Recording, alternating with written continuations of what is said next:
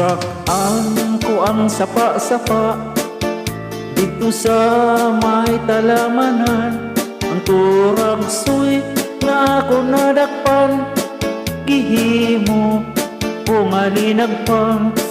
Nag-abot ang mga bisita, barkada o sa inuman. Linagpang kung aturagsoy among gisumsuman.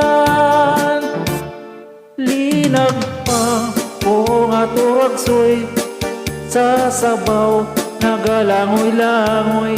Ginlaktan pagit sang ginamos, pinamalhas di kami sang